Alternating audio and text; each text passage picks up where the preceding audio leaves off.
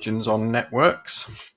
So we'll just look at one or two of these. So this is a straightforward question that they quite often ask. They define the term computer network, and it's two or more computers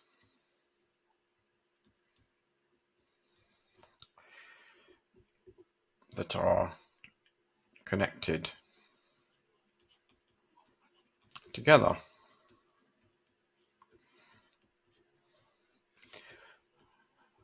to allow communication.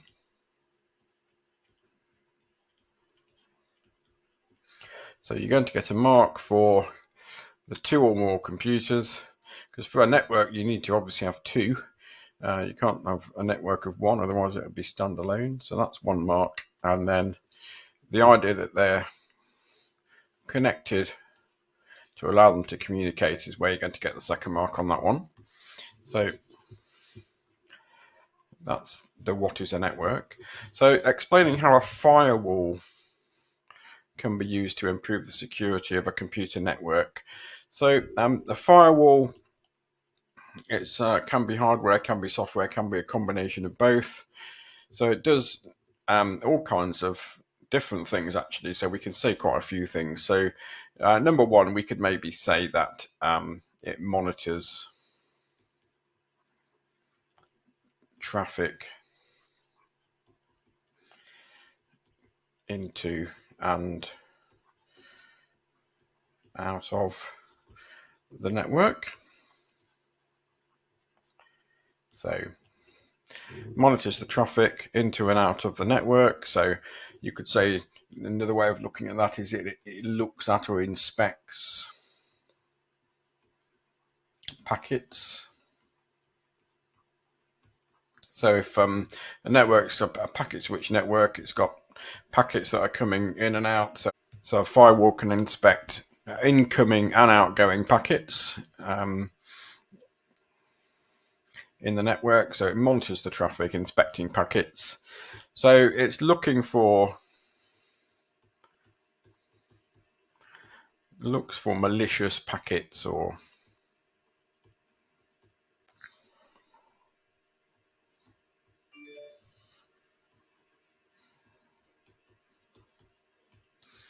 and it could be doing that by looking for known IP addresses that are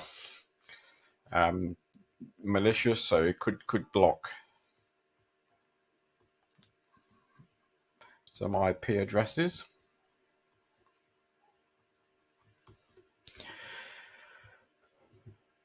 So the other thing that firewall often does is block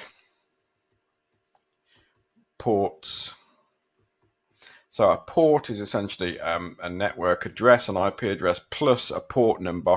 So it creates what we call a socket. So it can block certain ports. So there are some well-known ports like port 80, which is for HTTP. And you obviously don't want to block that port because that's for using your web pages. But there are lots and lots of ports on the computer that someone trying to break into the network could use a port scanner to find the ports that are open and use one as like a backdoor.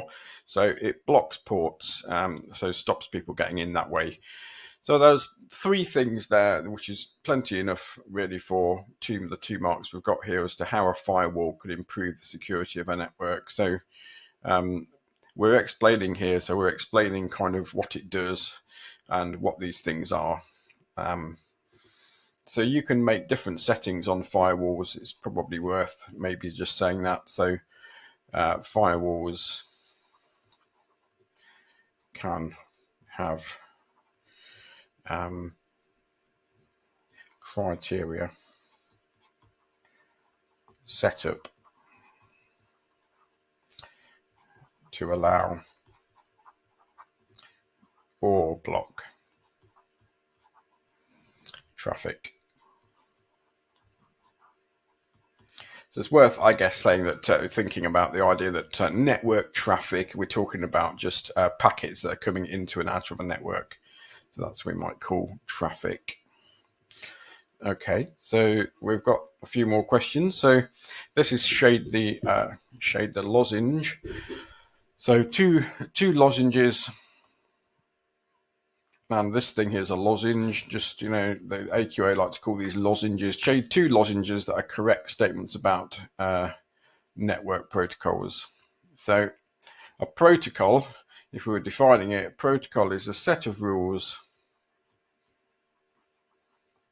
for communication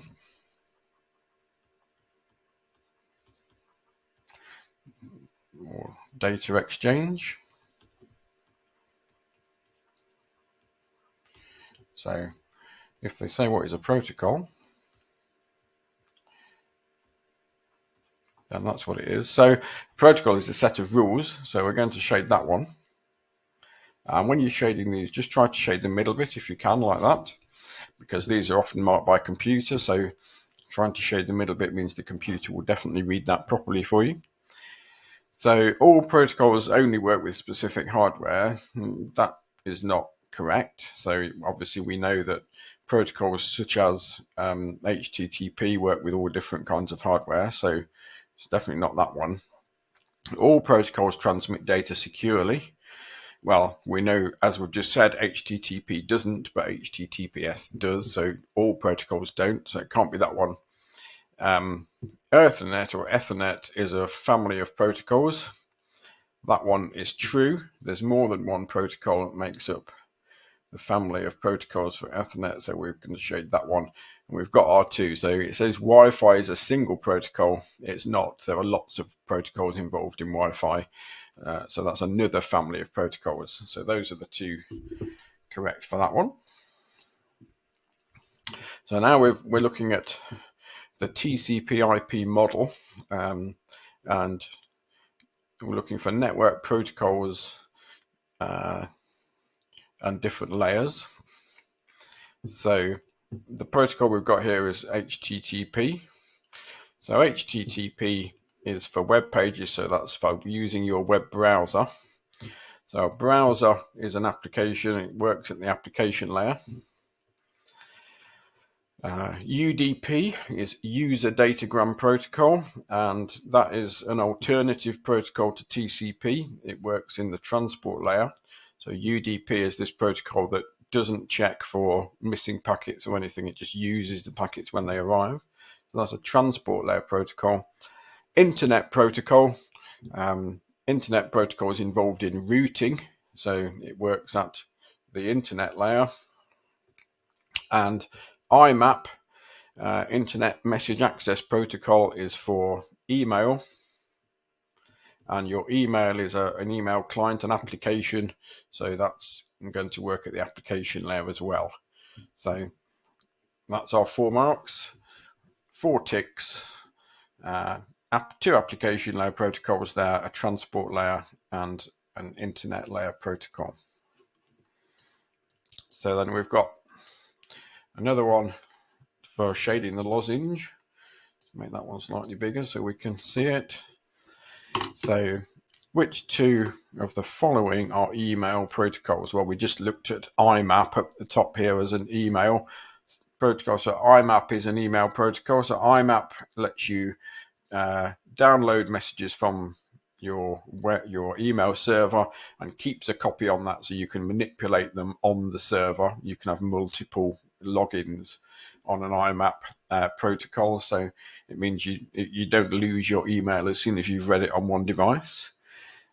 So that one is definitely to do with email.